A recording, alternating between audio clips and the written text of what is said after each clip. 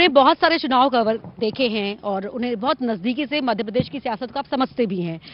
महिला मतदाताओं की कतारें देखकर हर कोई खुश था, जो टीवी पर देख रहा था वो भी और जो बूथ पर थे वो भी। लेकिन आपसे समझना हम चाहेंगे कि इस बार के चुनाव के दौरान आपको क्या अलग दिखा, चाहे वो प्रचार की बात हो, वोटिंग ट्रेंड की बात हो, या जिस स्पिरिट से पार्टियां उतरी मैदान में। देखिए अपर्णा, अगर हम चुनाव प्रचार से बात शुरू करें तो देखो, चुनाव प्रचार भी एक आक्रामक तरीके से शुरू हुआ था और खासतौर से भाजपा के चुनाव प्रचार को आप देखें कि कितना आक्रामक रहा कि प्रधानमंत्री नरेंद्र मोदी ने यहां आकर के 14 रैलियां की, रोड शो किए, तमाम कई राज्यों के 5-6 राज्यों के मुख्यमंत्री यहां आए, केंद्रीय मंत्रियों की जो लाइन लग गई, जिस तरीके से उन्होंने पूरे मध्य प्रदेश को मथा था और केंद्र और राज्य सरकार की योजनाओं को नीचे तक के पहुंचाया था, तो मुझे लगता है कि प्रचार में तो भाजपा बहुत आगे रही थी अपर्णा। दूसरी बात आपने कही महिलाओं के ट्रेंड को लेकर के, तो मैं आपको बताना चाहूंगा कि देखिए अपर्णा, इस बार मध्य प्रदेश का विधानसभा चुनाव ऐसा है जिसमें पहली बार महिलाओं ने 2% वोट ज्यादा डाले हैं। पहले अपन बात करें मतदाताओं की, महिला मतदाताओं की संख्या पे, तो इस चुनाव में लगभग 23 लाख नई महिला मतदाता बनी थी। इसका मतलब यह है कि काफी तादाद में महिलाओं का वोट परसेंटेज बढ़ा है और कहीं ना कहीं इसको हमें उन महिला केंद्रित योजनाओं से जोड़ करके देखना होगा जो केंद्र और राज्य सरकार द्वारा चलाई जा रही हैं, और खासतौर से हमारी लाडली लक्ष्मी से लेकर के लाडली बहना का योगदान भी इसमें हो सकता है कि महिला बहुत ज़्यादा तादाद में वोट देने के लिए निकली हैं। और मुझे लगता है कि अभी इनका वोटिंग पैटर्न को अगर हम देखें तो कहीं ना कहीं जो लाभार्थी वर्ग है वो लाभ देने वाली सरकार के साथ में ही मुझे जाता हुआ दिखाई दे रहा है। दूसरा बड़ा फैक्टर किसानों का है अपर्णा मध्य प्रदेश में, कि ये किसानों का बड़ा वर्ग भी किसके साथ जाएगा, सरकार जिसके साथ जाएगा सरकार मुझे उसी की बनती हुई दिखाई देगी। एक किसानों के साथ में हम देखेंगे कि जब मध्य प्रदेश में 17 नवंबर को वोटिंग होने वाली थी, तो 15 नवंबर 14 नवंबर के आसपास में केंद्र सरकार की जो किसान सम्मान निधि डाली जाती है 2-2 हज़ार रुपए की किस्तें, वो किस्त भी पूरे देश भर में डाली गई थी, तो उसका भी पैसा मध्य प्रदेश के किसानों को आया था। और जिन क्षेत्रों में मैं गया था वहाँ के किसान वो किसान सम्मान निधि पाकर के बहुत प्रसन्न थे और उनकी प्रसन्नता जो है उनके वोटिंग ट्रेंड का संकेत कर रही थी। तीसरा इशू है पढ़ना, मध्य प्रदेश में एक आदिवासी वोट बैंक बड़ा फैक्टर है जी, और इस बार आदिवासी वोट बैंक में मुझे काफी तब्दीली नजर आ रही है।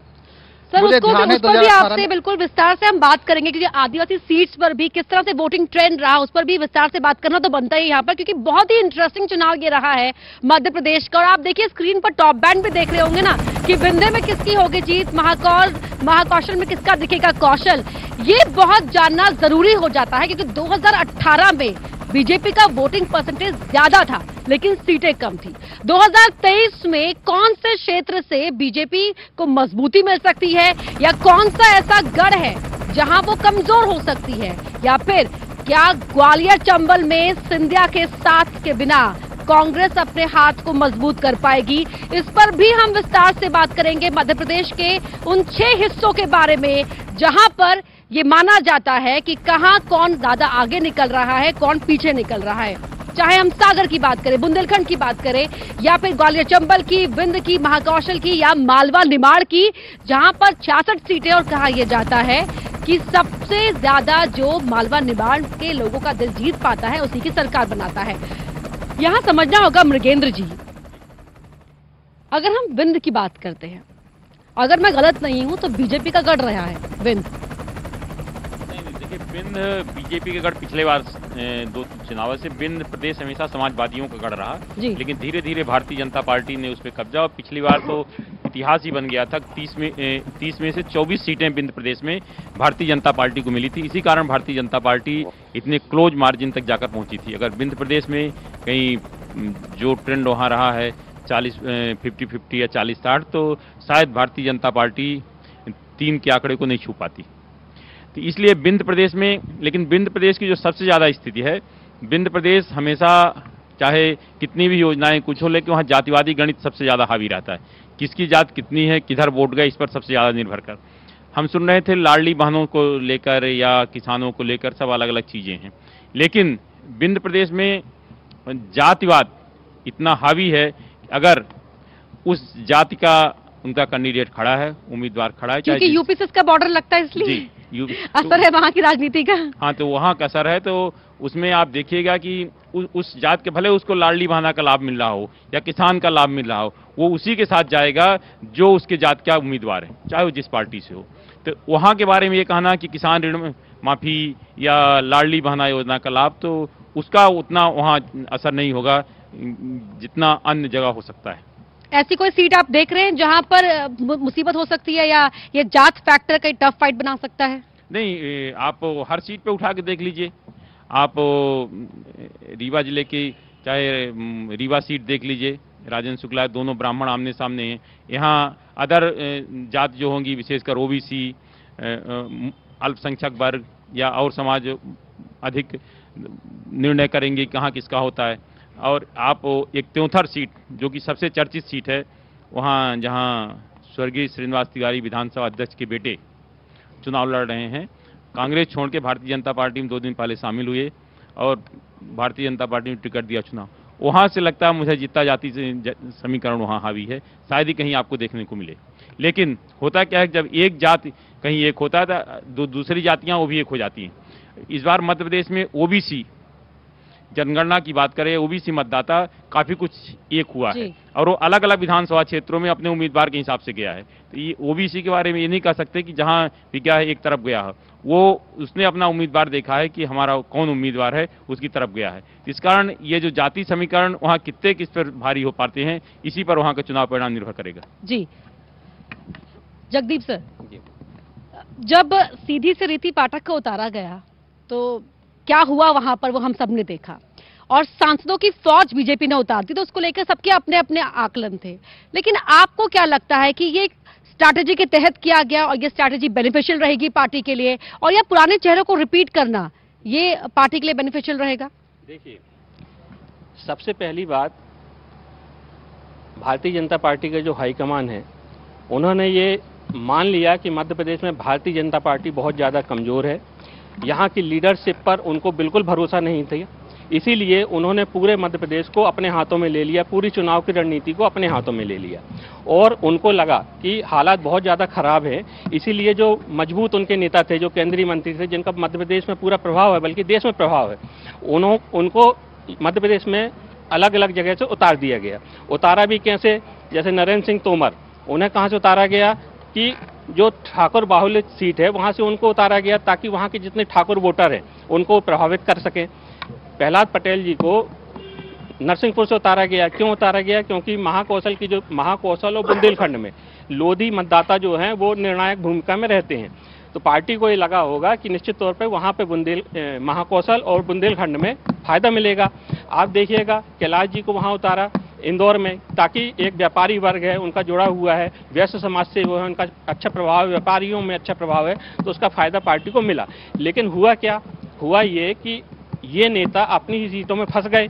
जो पार्टी ने सोचा था कि हम इनको करके आसपास की सीटों को प्रभावित करेंगे, वो हो नहीं पाया, बल्कि ये नेता उल्टा फंस गए हैं। मुझे लगता है कि यदि हाईकमान मध्य प्रदेश की जो लीडरशिप थी उन्हीं को मौका देती तो भारतीय जनता पार्टी के साथ बहुत बड़ा फायदा हो सकता था। जहां तक लाडली लक्ष्मी योजना, लाडली बहना की बात कर रहे हैं, यदि मध्य प्रदेश में शिवराज सिंह चौहान एक फेस होते सीएम का, तो निश्चित तौर पर जो आज दावा किया जा रहा है कि लाडली बहना का फायदा मिलेगा, वो निश्चित तौर पर मिलता है। लेकिन आज जो हालात है लाडली बहना का, आप मध्य प्रदेश में देखिएगा, एक विधानसभा में मुश्किल से 6,000 और 7,000 मैक्सिमम बता रहा हूं मैं, इससे ज्यादा लाडली बहना का फायदा भारतीय जनता पार्टी के प्रत्याशियों को नहीं मिलेगा। क्यों नहीं मिलेगा? क्योंकि शिवराज सिंह चौहान का फेस नहीं था, वहां पर फेस था प्रत्याशियों का, और उन प्रत्याशियों का जिनसे जनता चिड़ी हुई बैठी थी। जनता यह चाहती थी कि इन प्रत्याशियों को बदला जाए। यदि भारतीय जनता पार्टी नए प्रत्याशी देती तो निश्चित तौर पर उनको वहां फायदा मिलता। अभी जब रिजल्ट आएंगे तो आप देखिएगा, जो ग्राउंड रिपोर्टिंग है, जो वहां का माहौल था, जो खामोशी का माहौल था, जो बदलाव का माहौल था, वो निश्चित तौर पर यह है कि जब आप देखेंगे रिजल्ट आएगा तो बड़े से बड़े भारतीय जनता पार्टी के जो कद्दावर मंत्री कहलाए जाते हैं, बदलाव की आंधी में आप देखिएगा सूखे पत्ते की तरह उड़ते हुए नजर आएंगे। मतलब बड़े चेहरे भी अपनी सीट नहीं बचा पाएंगे, ये कहना है सर का। साकल्य सर, एक और चीज समझना चाहूंगी, आपको इस पूरे चुनाव में क्या लग रहा है कि कौन सा एरिया ऐसा रहेगा जो एक सरप्राइजिंग फैक्टर निकल कर आएगा? देखिए अपर्णा कि इस बार जो सबसे इम्पोर्टेंट चीज देखने की है वो है ग्वालियर चंबल में। ग्वालियर चंबल में देखने की सबसे ज़्यादा जरूरत इसलिए है कि वहाँ से ज्योतिरादित्य सिंधिया जो है वो कांग्रेस के पिछली बार स्टार कैंपेनर थे, और इसी वजह से आपने देखा होगा कि पिछली बार बीजेपी को वहाँ से बढ़त उतनी नहीं मिल पाई जितनी मिलती रही थी। और इस बार जब सिंधिया नहीं है कांग्रेस के साथ, और तब ये माना जा रहा है, ये बड़ी एक हवा चल रही है कि साहब ग्वालियर चंबल में बड़ा भारी चेंजेस होने वाला है, बड़ा परिवर्तन होने वाला है। तो ये परिवर्तन कितना होता है, कितना असर करता है। अब पिछली बार 7 सीटें ग्वालियर चंबल में जो है बीजेपी जीत पाई थी, और सिंधिया के असर के कारण ये माना जाता है कि ज़्यादातर सीटें कांग्रेस ने जीती थी। लेकिन सबसे इम्पोर्टेंट देखने वाला एरिया रहेगा ग्वालियर चंबल का। और दूसरा जो आपको मैं बताऊं सरप्राइज इस बार जो मिलने वाला है वो मिलने वाला है मालवा से, मालवा निमाड़ से। और जो अभी आपने बहुत अच्छी बात कही कि जो मालवा निमाड़ में जो अपना मतलब जलवा बिखेरता है, या मालवा निमाड़ में जो जीत कर ज़्यादा से ज़्यादा संख्या में आता है, उसी की सरकार बनती है। तो मालवा निमाड़ में इस बार थोड़ा चेंजेस है पिछली बार से। और उसका एक जो अभी एक आपने बड़ी अच्छी बात कही कि जो कद्दावर नेताओं वाली, तो मैं ये बता दूं आपको कि कद्दावर नेताओं को भी बीजेपी ने बड़ी स्ट्रेटेजी के तहत उतारा है। स्ट्रेटेजी ये है कि ये नेता लोग जो है वो अपने अपने चुनाव लड़ें, कहीं सैबोटेज ना कर पाएं। और सैबोटेज जब नहीं करेंगे, और पार्टी हाईकमान ने एक तरह से मध्य प्रदेश के पूरे इलेक्शन कैंपेन को हाईजेक कर लिया था। और पूरा जो आप देख रहे होंगे कि केंद्रीय गृह मंत्री अमित शाह खुद यहाँ की कमान संभाले हुए थे, भूपेंद्र यादव को यहाँ का बनाए इंचार्ज, अश्विनी वैष्णव यहाँ पे आए। तो उनकी जो रणनीति है, मध्य प्रदेश विधानसभा चुनाव तो है ही है, इसके साथ वो देख रहे हैं अगला 2024 का लोकसभा चुनाव भी, तो इसको जोड़कर इसको देखना होगा। जी अक्षत जी, क्या एंटी इनकम्बेंसी एक ऐसा फैक्टर था जिसकी वजह से बीजेपी जो टॉप लीडरशिप है वो आखिर के दिनों में इतना एग्रेसिवली होके फ्रंट लीड कर लेती नजर आई है, और तभी कहा जा रहा है कि बीजेपी ने आखिरी के दिनों में गेम चेंज किया है?